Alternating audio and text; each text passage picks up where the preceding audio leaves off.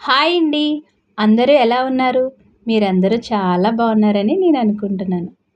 పువ్వులు అనేవి మన జీవితంలో ఒక భాగం అయిపోయాయండి. ఒక పూజ చేసినా, ఒక పండగొచ్చినా, ఒక పెళ్ళి అయినా పువ్వులు లేనిదే అసలు అందమే ఉండదండి.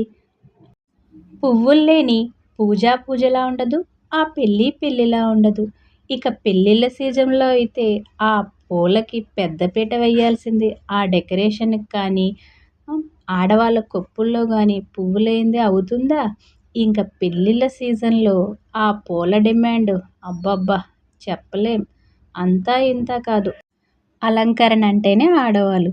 అలాంటిది పెళ్ళిల్లో పూలు పెట్టుకోకుండా ఎవరైనా ఆడవాళ్ళు పెళ్ళికెళ్తారండి? 200 కాదు 400 వాళ్ళ ఆయన కొనే వరకు ఊరుకుంటారా? అస్సలు ఊరుకోరు. ఇక ఫ్రూట్స్ విషయానికొస్తే అసల అవి లేనిదే ఏ పని జరగదు. ఒకళ్ళని పరామర్శించాలన్నా ఫ్రూట్సే కావాలి. పూజ చేయాలన్నా ఫ్రూట్సే కావాలి. 360 డేస్ వాటి డిమాండే వేరండి.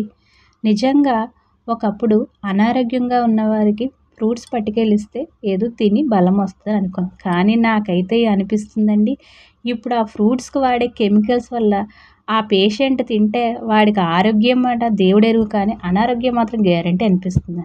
ఇంకేంటండి, ఇంతేనండి ఈరోజు సంగతులు. నా వీడియో నచ్చినట్లయితే లైక్ చేయండి, షేర్ చేయండి, సబ్స్క్రైబ్ చేయండి. బాయ్.